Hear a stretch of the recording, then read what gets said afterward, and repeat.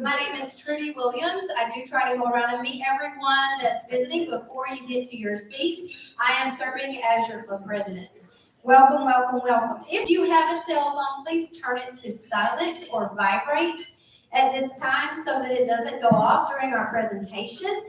And I also would like for you to take your cell phone and take a selfie with either your whole entire table, the whole entire room, your friends, anybody that you would like to, and use that selfie to upload it to your favorite social media platform. You can check in to the Rotary Club of Tyler, and you can check into Holly Tree Country Club on there and let everybody know where you are and why you're here. And that's a really good way to reach out.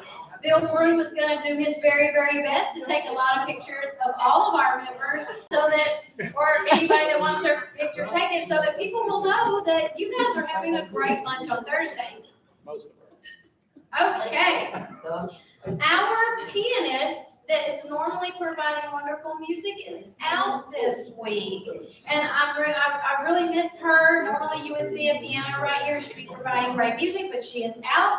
But there are still people that we want to thank. We had some wonderful greeters out there. Jim Blair, Rebecca Jones, and JB3, and Bill Groom. So they were all greeting you as you came in. Hopefully they got some pictures as well. And now, if you would, I would like to welcome Kimberly Smotherman to the podium because she's going to lead us in our Pledge of Allegiance and the National Anthem. Yay, Kimberly. Please stand with me.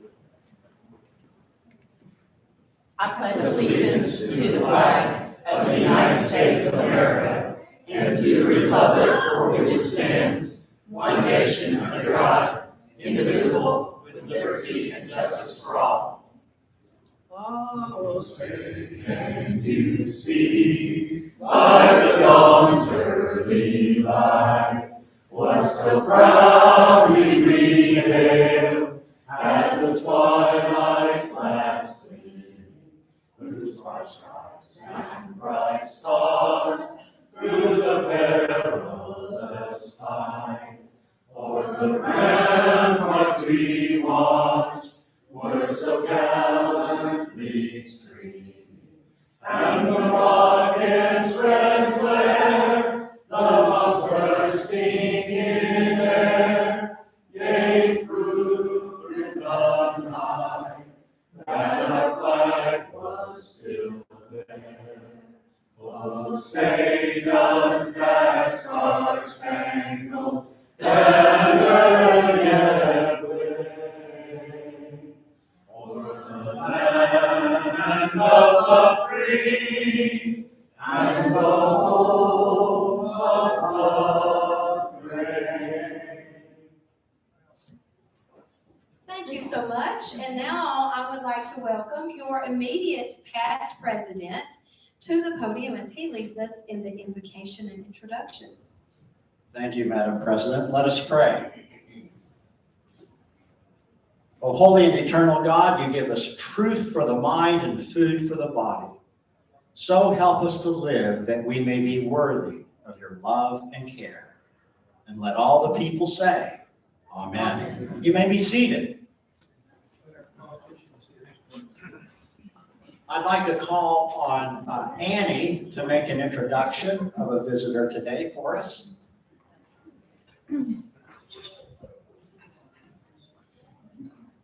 I'd like to introduce Chelsea Payne. She works in Congressman Nathaniel Moran's office, and she is the office coordinator. Yay! Great to have you. Also, I understand that we have a Rotarian that has traveled all the way from Dallas to see how a real Rotary Club operates. And I was wondering if it would be the case that Sarana, would you stand and introduce yourself? Hello everyone, my name is Sorana Ban. I'm originally from Dallas, Texas. I moved recently to Tyler area. My family lives in Jacksonville, so it's much easier for me to have access to them and care for them. I'm excited to be here. Thank you so very much for having me, and it's a pleasure to be present to this meeting, and I look forward to it. Thank you so much. In Dallas, where does your club meet? Park Cities. Park Cities. Yes, Okay. we have, it's not the Park City Club, but we do meet at the Park City Club. Okay, all right, thank you very much. Good to have you. Are there any other visitors that are here or guests of Rotarians that I don't know about? If not, I hand the microphone back over to you, President Trudy. Thank you, Allison. Aren't you guys glad that you got a little taste of the past there? I'm so glad that he was able to do that. And so, Lana, I remember I got to meet you whenever you came in. Did you say you found us through social media, or you found us on the internet? Or how did you find us? Online on the internet. Online on the internet. Okay, that's awesome. Okay, so I hope if nothing else, that definitely reiterates to you all just how important having an online presence is at this day and age. So many people will Google something. So many people will look something up in an area just to see what are you doing, what are you about. So it's very important that we have pertinent, up-to-date information, both represented on our social media sites and represented on our website, so that potentially new members, people who are moving into the area who want to be involved with us, have that opportunity to do so. We want to make sure that we, as Rotarians, let them know that they are welcome. Paul Gleiser is out again this week, and I kind of feel like, oh my gosh, he had just gotten back from being out, but he is out, so we will not have this week in history. And I do apologize, but we will look forward to his prompt return next week. Rotary business. This past Friday was our board meeting, and during that meeting, the board did decide, we had been approached, obviously, by some other Rotary clubs and different members in this club and in South Tyler's Rotary Club, and also in other districts, District 5000, where the Rotary Club of Lahaina is out of, in Maui, about some disaster relief. As a board, we made the decision to give them some relief in the form of, we had some, when we used our credit card to pay for things, we had gotten back a bunch of points on this credit card that we then turned into Visa gift cards.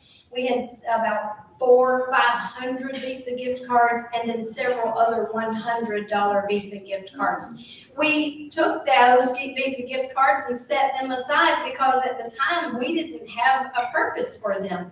We felt like two $500 gift cards that equaled $1,000 would be a really great way to help the disaster that's going on in Maui, especially for money that we had not earmarked for anything. And that is something that I really hope you know, that we try as a club to be very responsive, to really pay attention to what's going on in the world. And this is a disaster relief that's going to really happen, I think, coordinated out of 5830, which is our district, but the district for that Rotary Club in the Rotary Club of Lahaina, that Rotary Club is out of District 5000. Is that right, Diane? And so they are really, really struggling. As you know, you've seen, I don't have to recap it for you, but we want to be a part of that. That Rotary Club is also the Rotary Club that the South Tyler Rotary Club president right now, that was her home Rotary Club, was it, for a period of years? So it means a lot when we can come together for a common cause and do some good like this. I really hope that you all are in support of that. I think that's a really wonderful way to spend that money. And And it will take a long time for that area to get back into order, but we want to help those Rotarians out there in any way that we can. So any way that we can bond with them, we want to do that. Okay, next item on Rotary business. There's only 1 week left to sign up and prepay for your box lunch for your vocational visit to Breckenridge Village. And remember, that's going to be on September 7th. The box lunches, the reason why we have to do that is because we got to pre-order them. So if you were to sign up 2 days before, we're not guaranteed that they will be able to provide us with enough box lunches. So go ahead, plan on being there. Go ahead and give that order form to Holly and go ahead, and it's $20, which is the same cost as here plus a ticket, okay? Tyler Area Chamber of Commerce Business After Hours is Thursday, August 24th, 2023 at Goodwill Industries, and that's this Thursday. Yes. Today. Oh, Today. that's today. Okay, so tonight, from 5 to 7, if you don't have a child in 4th grade that has a project due tomorrow, you should go. I regret that I won't be able to go to that, but I really hate that. I am going to be working on a poster project called All About Me. And it's, of course, the first homework assignment due for the first week of school, but definitely go. We're members of the chamber, so it'd be a really good way to support them. 5 o'clock somewhere. Who in here feels like it's been forever since we've had a 5 o'clock somewhere? I know, right? And I couldn't figure out why, but I think it's because we had it a week early last month, and now it's a week late. And I feel like we haven't done it in a while. But don't worry, it's next week. It's on Tuesday, August 29th at Hobby's Treehouse. Please make plans to bring your friends. If you have a friend that's interested in Rotary, I would really like for you to bring them, and I would really like to meet them and talk to them and tell them your Rotary story. Also, we want to make sure we extend that invitation to South Tyler Rotary Club and to Sunrise Rotary Club. We want those members there as well. We want to use this opportunity to get people who are interested to answer questions and show them just how much fun we have together. July volunteer hours. Stop me if you've heard this. Okay? What we gotta have them. Go on ahead and send them in. Don't be shy. I mean, here's the thing. Do you walk your neighbor's dog? All right. Do you grocery shop for a family member or someone else? Do you volunteer at your church? Do you teach Sunday school? What is it that you do volunteer-wise? Send those volunteer hours to Holly. That all counts. Grocery sacks. Hey, that's ongoing. Please bring your grocery sacks, whether they're Brookshire's, Walmart, whatever. Bag them up, bring them. If you forgot to bring them at the beginning of the meeting, it's okay. Just run out to your car into the heat, get them, bring them back in, okay? We want that to be a continuous project that we do for the East Texas Food Bank. Next week is a special week. We have new member celebration and inductions. That's always a wonderful thing, and it got to be that we had to start doing that every other month because we were bringing in so many new members, we couldn't spread it out as much as we were doing. So next week will be a celebration. Certainly, we want you to come, tell the new members how wonderful it is, and welcome them in. That will be a really, really good time. And we'll also have some information too on leadership interest indicators. So you'll be able to hear more about that. But it'll be a fun meeting. Okay, so now I'm going to stop talking and I'm going to let my wonderful president-elect, Colby McElwee, come to the podium and introduce our speaker for the day. Please welcome Colby.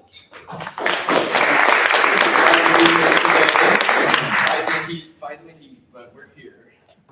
So today I get to introduce Conor Herterich. He is the Endangered Properties Manager and Northeast Texas Program Officer for Preservation Texas. Conor holds a master's degree in public history from Stephen F. Austin University.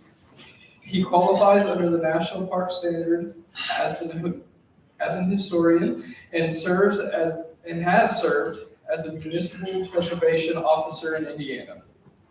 He has experience with a variety of hands-on preservation projects based in Tyler. Conor served as a first point of contact for members and stakeholders in the Northeast Texas region. He also oversees Rural African American Heritage Grant Program and future revolving fund projects. Please join me in welcoming Conor Herterich.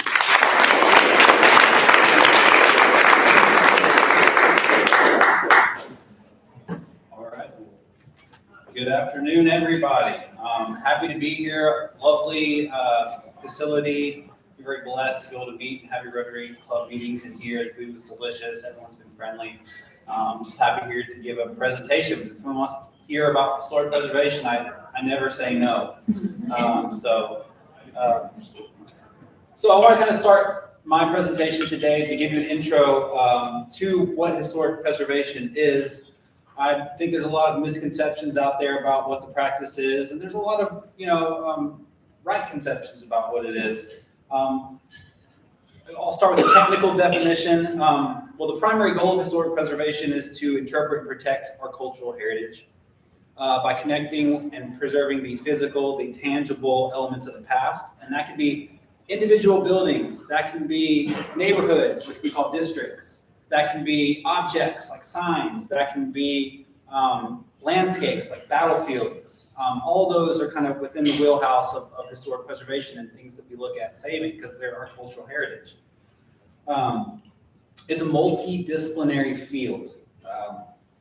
It combines history, archaeology, architecture, engineering, planning, public policy making. All of those things, we need all of those disciplines and all that information to be successful. So preservationists work to ensure that the places and spaces significant to our past are not lost or irreversibly altered due to neglect and development. It involves careful documentation, research, planning. All of that is needed to determine if a property is historically or architecturally significant. And it's also needed to figure out the appropriate measures to save it. So again, I'm pulling back in all those other disciplines that I just talked about. All those are needed as part of our efforts to save our past. So I wanted to throw up a few of my favorite quotes and kind of expand on more of the emotional humanities side of the field. It's not good because it's old. It's old because it's good, right? And so it's there today. It's still standing because there are some inherent properties about it that people have deemed valuable, okay? From my experience, buildings, historic buildings, I'm talking buildings that are 60, 70 plus years old, just tend, on average, to have a higher quality of design, materials, and construction than what I'm seeing being built in the last 50 years. Now, not always. There's plenty of beautiful, well-constructed buildings being built in the last 50 years, but on average, we see these historic buildings just kind of being a par above what's being churned out today. These old buildings are still here because they've been judged valuable by multiple generations of people who've chosen to live and to work and to maintain those buildings. By their actions, they have said that these buildings are good, right? I have a really hard time believing that some of these kind of cut and paste cardboard buildings that are being thrown up today are going to be there in 100 years and are going to be held valuable 3 generations in a row, okay? So they're good because they're old because they're good.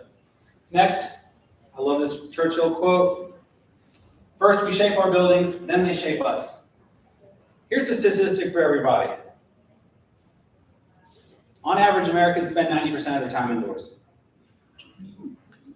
I mean, to me, does that statistic not prove that point? If we're spending 90% of our time inside in buildings, how are they not going to shape us, right? But let me give you a real example. Front porches. Before World War I, most houses in the South had front porches. People spent time on their front porch, not to escape a hot house that didn't have air conditioning, but to socialize and to entertain. As a result, they interacted frequently with their neighbors and others in their communities because they're on the front porch. They're on the street. They're by the street. You also notice that older houses have smaller setbacks from the street. right? They're closer to the street. That helps too. What you start to see between World War I and World War II is porches shrink on new houses. You'll notice that the kind of old full-length porches are starting to go to kind of smaller stoops and other things. And by after World War II, they're pretty much gone from new house construction. Okay. Entertaining was no longer done on the front porch, but behind a privacy fence in the backyard. And so people ended up spending most of their time out back instead of out front. And I'm willing to bet that that contributed to the deterioration of a sense of community and neighborliness. I've lived in 2 houses. One was a newer house with no front porch. I lived there for 2 years. I met one neighbor. I now live in a house built in 1893 with a large front porch. We spend a lot of time on it. I know every single person on my street. And we do things for each other. It's absolutely incredible. I'm the same person.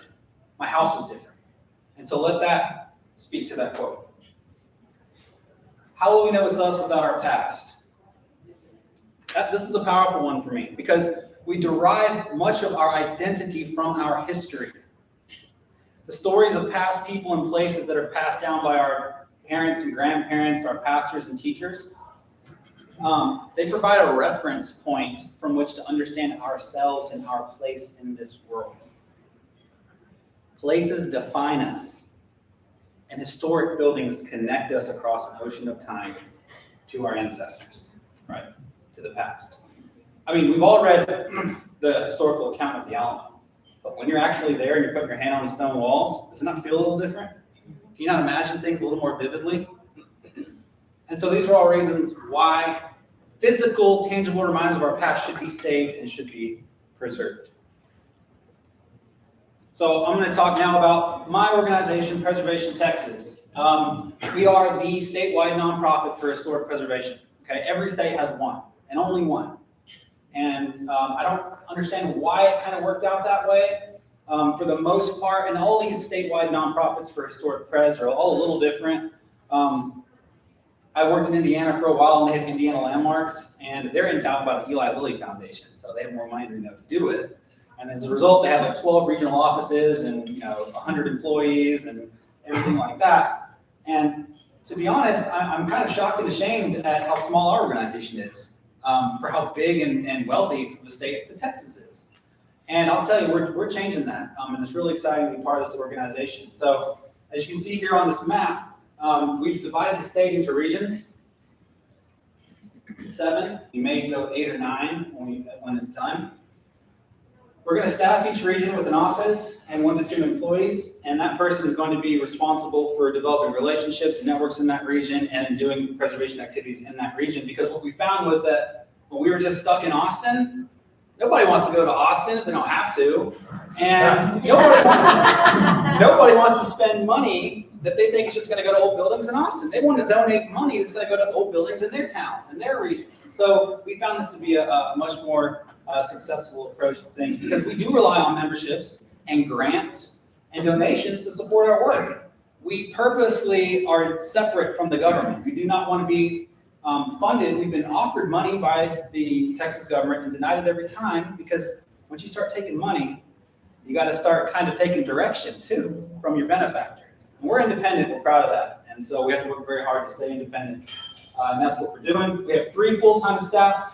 I just started in January. I opened the Northeast Texas field office located right here in Tyler in my spare bedroom. It's wonderful. So I'm going to go over some of the things that I do in the role of Northeast Texas Regional Officer. We are actually fortunate to get a $750,000 grant from National Park Service to run our Rural African American Heritage Grant Program, which is bricks and mortar restoration. It's pretty rare to get money for bricks and mortar. We have an endangered properties program and a most endangered places list. Before this year, I think most people knew Preservation Texas because of our most endangered places list. You may have seen that on social media or heard about it, but that was kind of like all we did. It was cool, but it didn't really help anybody. So I'm kind of glad that we're pivoting to do more hands-on work. Outreach, education, advocacy is why I'm here today. That's what I'm doing. I'm a circuit rider, riding around Northeast Texas yelling, the developers are coming, the developers are coming. So this is our grant program. I just want to show you, it's kind of cool where the money comes from. It actually is appropriated by the Congress. into the National Historic Preservation Fund, which is managed by the National Park Service. So you're going to see their name come up a lot because they're the federal agency that has been given all the responsibility for administrating any program that deals with historic preservation in the United States. So they're the federal preservation experts. And I don't know if you know it, but the NPS is actually under the umbrella of the Secretary of the Interior. So that's why you hear about the Secretary of the Interior standards that everyone has to adhere to for preservation. That's why it's called that. So we got a little pool of money that's called the Paul Broom Grant. It's explicitly for rural buildings. We think that rural buildings are the most endangered in Texas and need the most help, so our programmatic focus is on rural buildings. So we actually got the money from the National Park Service, and we found 11 sub-grantees, so there's 11 separate projects that I'm managing with this money.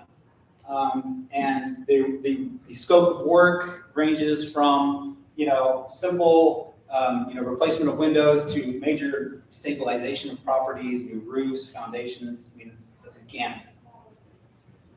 I'll just show you a few of them. This is the Concord Rosenwald School in Mount Enterprise, near Mount Enterprise in Rusk County. It was built in 1926.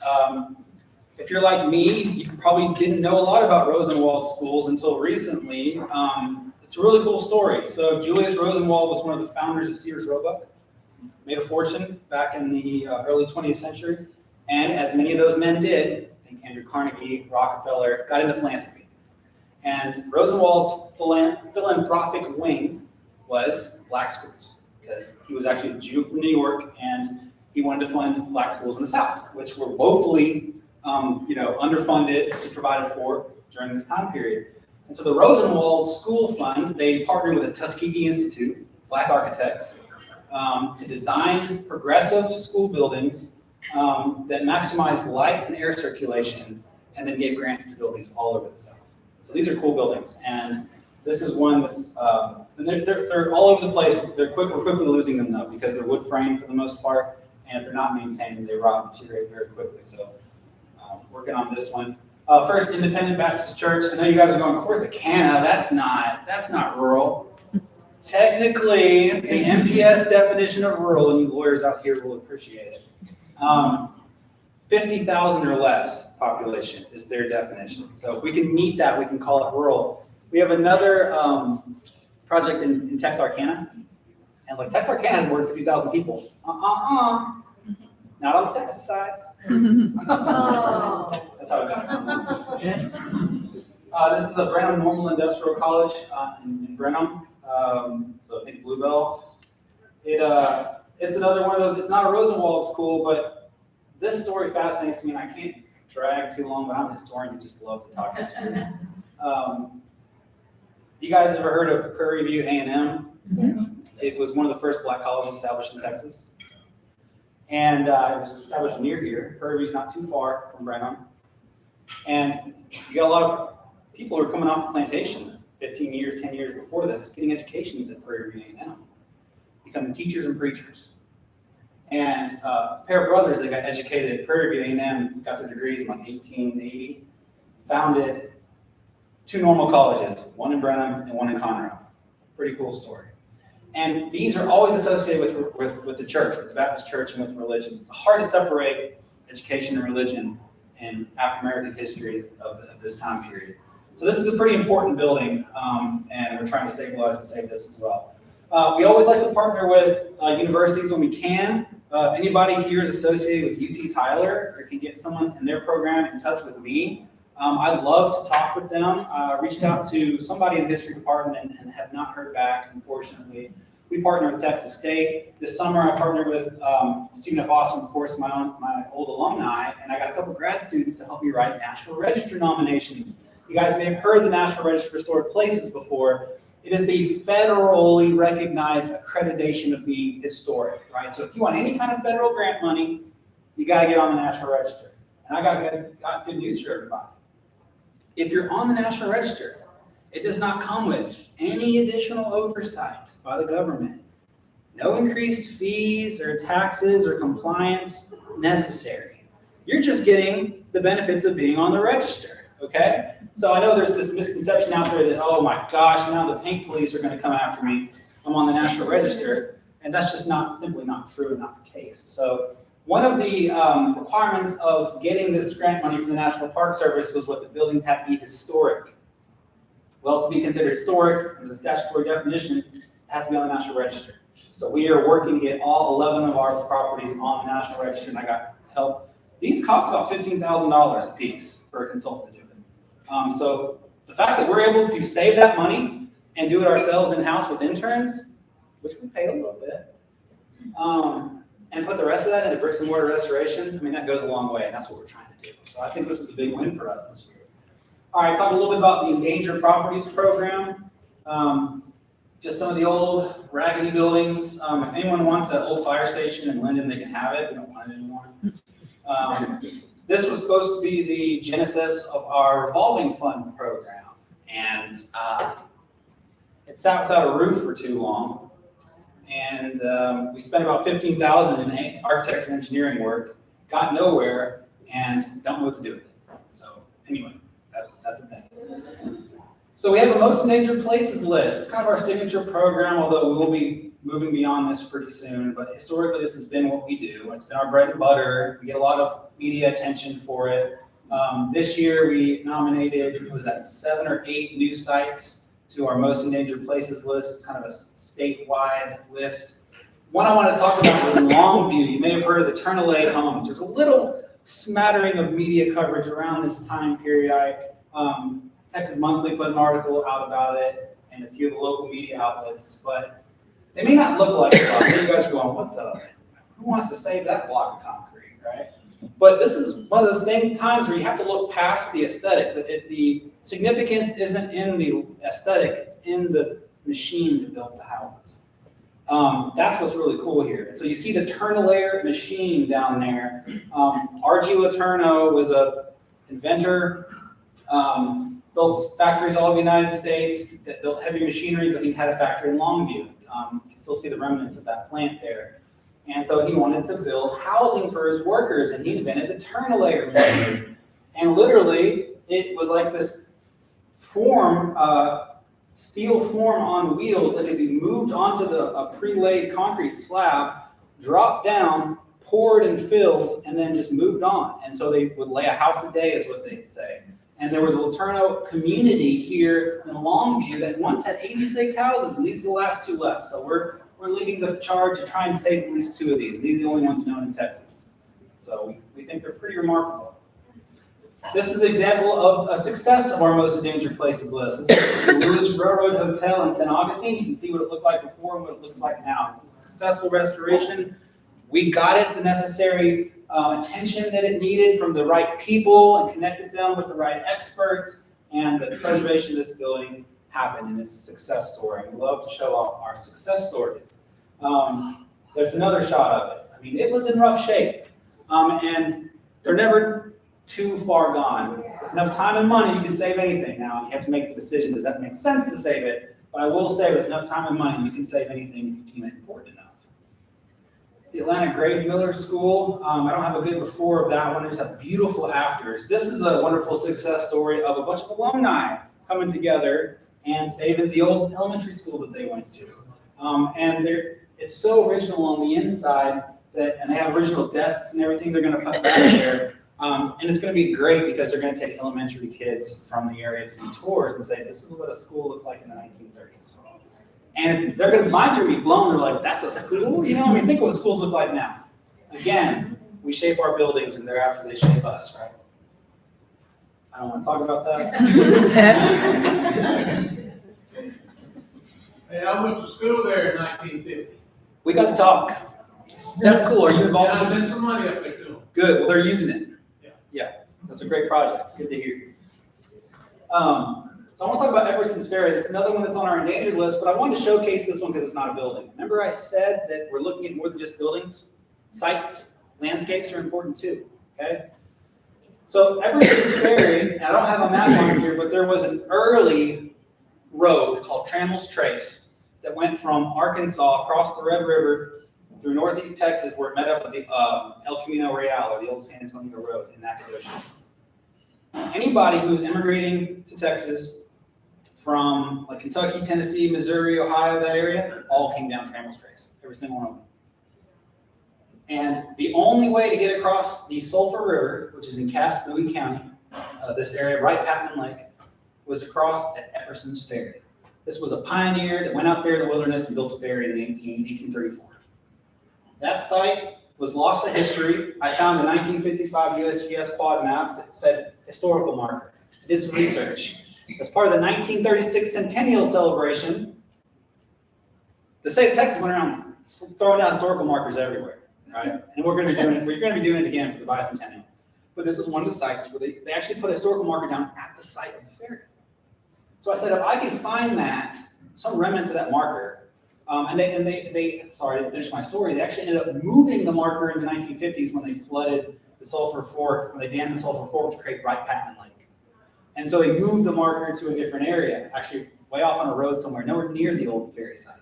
So right now, we're going through a Section 106 review, which is federal compliance. I'm not going to bore you with the Army Corps of Engineers. They're going to be raising the lake level again. And this time, it's going to submerge the Epperson's Ferry site for good. So I wanted to make sure there's some archaeology done out there before that happens, right? We need to know the full story of this site. So I decided to do some research and some history and go out there and try and find the dang thing myself. So one day I found myself kayaking the Sulphur River. And I found it. This is the remnants of the marker base that I found. You can see there, we're talking about swales. The water level is at an all-time historic high right now, and it's only going to get higher. And you can imagine that water level dropping about 10, 15 feet. There's a much steeper bank. It's actually a bluff. And those swales, these are wagons that would cut their way through the whole bluff. So they got to the top, and that's all that's left, are those little cut marks at the very top of the bluff. So what I did is I looked for a bluff, because I knew if you're going to build a ferry, you're not going to build it on low-lying ground, it's going to get flooded. Anyway, I found the site. We marked it on the map. We're going to do an archaeological investigation next year, so I'm really excited about that. That's a big win for us. Other thing I do, as I said earlier, outreach, education, advocacy. I hope someone takes that I'm here and I'm talking, and I can put it on with Tyler Rotary Club. I'd love to do that. Just check out our Facebook page later. I will look for it. I will admit I do not have any social media whatsoever. Haven't had it for 10 years. Just my thing. But PT does have social media. It's not my job to run it, thank goodness. But I will try to get them in touch with that.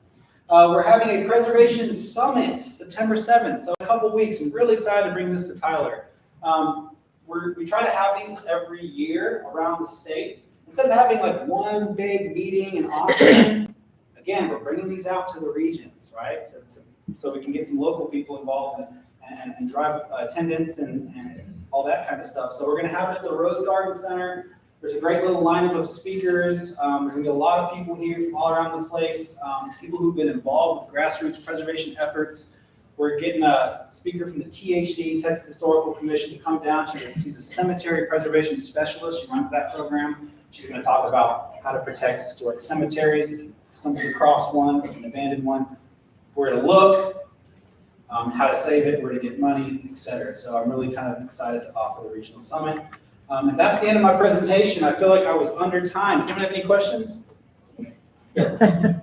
What Conor doesn't mention is that his wife Amanda has taken Ashley Washington's place to resign as executive director for Historic Tyler Incorporated. So we're really pleased to have Amanda.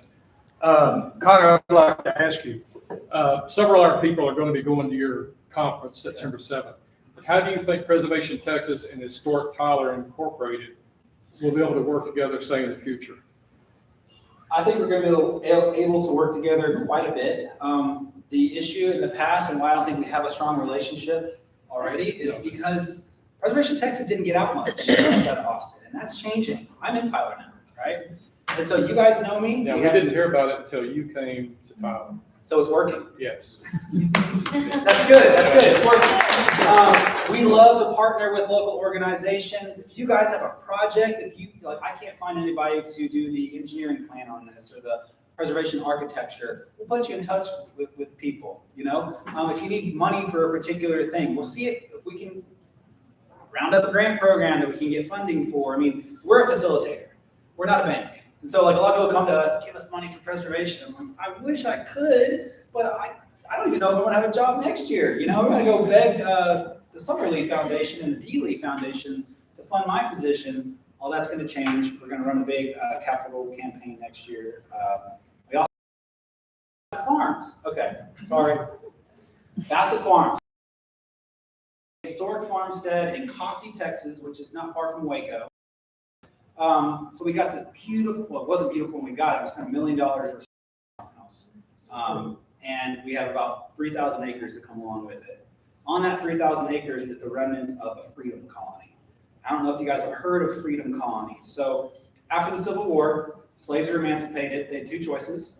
They could stay near where their old master was and work for him as a sharecropper or tenant farmer, or they could get the heck out of Dodge and go start their own new settlement or community somewhere.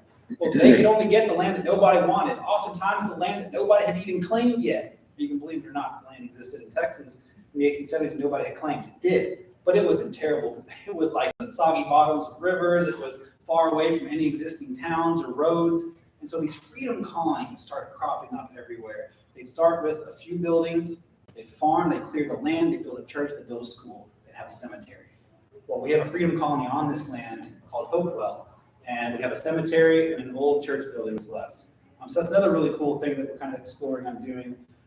So we have, I think we got an appraisal, $6-7 million property, but we can't use that, right, to fund programs and staff and all that kind of stuff. So we're driving it in a different direction. I'm really excited about what potential that place holds. It's a really cool spot. Once you've restored a building, and maybe you covered this and I didn't hear, are there restrictions on how that building can be used? So if you were participating in our grant, if we said, here's $75,000 to restore your building, it's coming from us because it's federal money. The federal government has two requirements. One, that it get placed on the National Register, which I already told you has no restrictions. Two is that it has a preservation easement placed on the deed for 10 years. What that means is that for the next 10 years, if you're going to make a major alteration to that building or demolish that building, you need to get the permission of the deed of the easement holder. And that's to protect their investment in the building. I mean, that just makes sense. You're not going to give somebody money and then have them turn around and do something improper with it. So that's the only requirements as far as if you're participating in our programs. What's your take on, we're getting ready to have a new courthouse in Smith County, and it's basically, from what I understand, going to take out a lot of the storefronts along Spring Street, which has historic value. It would seem to me like, although I know they won't do it, that they could craft their construction while it would be temporarily inconvenient and situate the courthouse where Spring Street could be salvaged. But I don't think it's going that direction. But what's your take on it? Well, first of all, the reporters in here with their microphones on. No, so my take on that is what I hammered on in the beginning, in that we're here not to stop development, but to make sure development is sensitive to historic buildings. So there is a way, yes, I agree, that this courthouse can and should be built that'll save those buildings there. And those buildings should not be just knocked over because they're kind of seem like they're in the way. There's a way to plan and incorporate those buildings into a new courthouse. And the fact that we're not doing that, they're on the National Register. Those buildings are on the National Register of Historic Places, and they're being demolished without the blink of an eye. Again, I told you, there's no protections that come with being on the National Register of Historic Places. The only real protection that can happen in the United States legally for old buildings is at the local level. So if a city decides to create a historic preservation ordinance, this is done through like planning code and regulation, they can create a historic planning district, and they can say that in that district, all buildings need a permit, historic buildings in this district need a permit to be demolished or altered. They can do that. Cities can do that. Cities all over the United States does that. Do you think Charleston is the way it is because they didn't have an ordinance? No. I mean, you're going to be left with garbage if you don't have a strong city ordinance. Tyler has an ordinance, but it's not strong. I would love to campaign. The state enabling legislation allows us to create a strong ordinance, but the Tyler City Council is not saw fit to install that into our city code yet. And what we're seeing is what you just said, some treasures. I mean, those buildings, I spent 2 hours with Larry Wade, president of the Smith County Historical Society, driving around North Tyler and actually in Quitman. We're looking at an old Masonic Lodge building. And he gave me all the history on those buildings. First black barber shop, like in Texas, it's really interesting. They're going to be gone if we can't protect us. It's a big problem, big issue. Anyway, I feel like I'm talking way too much. Any other questions? Well, there were some other plans for that new courthouse actually to be put basically where the footprint of the 1955 courthouse is, or in front of it. But once again, they didn't want to cut Broadway like it was before 1955. Historic Tyler Incorporated has been walking a fine line about this. Even actually the eventual, the 1955 courthouse, although it's unloved, being torn down here in Tyler. The only argument about this, or one of the arguments about this, the east side, is that several of those are just shells since that fire. Right. And yes, they could have made something out of those facades, but they chose not to. But I think the overwhelming feeling that Tyler and Smith County needs a new, up-to-date courthouse took precedence over the east side. And that's fine. I'm just kind of sad that the 90s or 1900 courthouse was ever demolished. So 1910. You guys have seen other courthouses that have been immaculately restored for free. The state of Texas was giving millions of dollars to courthouses all over Texas to restore. And it's just a shame that we couldn't hold on to that. And that could have been a gemstone of ours. Yes, ma'am. I'm curious, a couple of years ago, you guys might remember this, I think it's on College Street, right at front, there was a house that the owner applied to have it torn down because the repairs were gonna be too expensive, but I guess it's the oldest house in Tyler, anybody else know, you might know that. But there were so many petitions that the guy ended up not tearing it down, but I thought, well, that's not really fair to the guy who owns the house, because if it's gonna cost him $20 million, obviously I'm exaggerating, but if it's gonna cost him $20 million to fix, what ramifications or what support can he have to fix up that place through like an organization like yours? In that situation, it is unfair to him because the laws in Tyler for historic preservation aren't really clear. And so he didn't go in with any kind of clear expectations of what he could and couldn't do. He met a lot of resistance. Ultimately, though, I can't agree with the fact that, well, it's his property, he can do whatever the heck he wants with it, because we are stewards of buildings. We're not owners. We're stewards. We own them for a short period of time and we pass them on. So the fact that one person can take a building in 2020 and say, oh, you know, to heck with everyone else who lived and loved that building for the last 120, 150 years. I want to turn it into a park is extremely selfish and arrogant, and it's just hubris of the highest degree. And it's a disservice to everyone else in the community who might have a connection or a story about that building. You know, so we've got to balance private property and, you know, this other kind of idea of for the cultural good of everybody too. It's a difficult situation. If I could address her comment, it was 1421 South College, and it was, he was applying for a zoning change. Conor, were you part? No. Were you here yet? Okay. He was actually wanting to tear it down and build a 2-story fourplex. And whereas the street is all small bungalow style homes, and that's what was opposed, was building a quadruplex there. He did sell it, and the person who bought it, and for demolition, they can wait 60 days and still demolish, even if it's opposed by the, Conor and I serve on the City of Tyler Historic Preservation Board. And even if we recommend to the city council that it not be demolished, all they have to do is wait 60 days and then they can demolish it.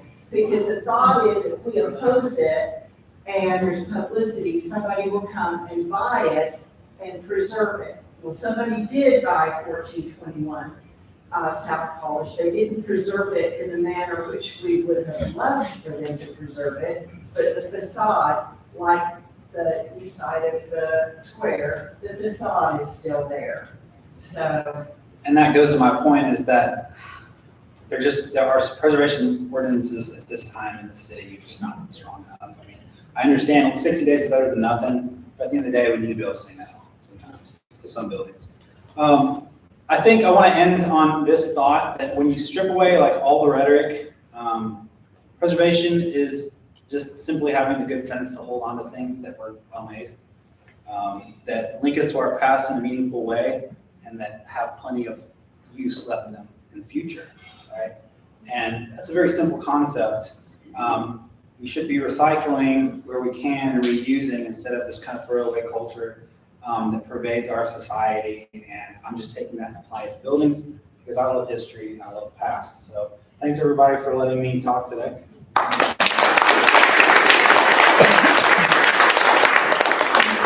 Thank you so much. Don't run away yet. We have something for you. I know. That was really, really informative, and we agree. I think most people in here agree with you. We love historic buildings as well, and we want to see things stick around. We have made a donation in your honor to the Literacy Council and Tyler for being a speaker. So thank you so much. I never knew, and I didn't know any of that. I mean, almost all of it. And I know that Historic Tyler has, and for Preservation Texas, there's so much involved in preserving buildings. And you had mentioned Charleston, South Carolina, and I'm from South Carolina, and so I can tell you that Charleston has exceedingly strict rules about living there, owning a home there, what you can do there. You can buy, if you could ever afford to buy a home there, you can do so, but you literally cannot alter it, change it, shape it almost in any way, shape, or form. There is a fence, there's a brick man-made wall, retaining wall there in down one of the side streets that has a tree that is growing into it.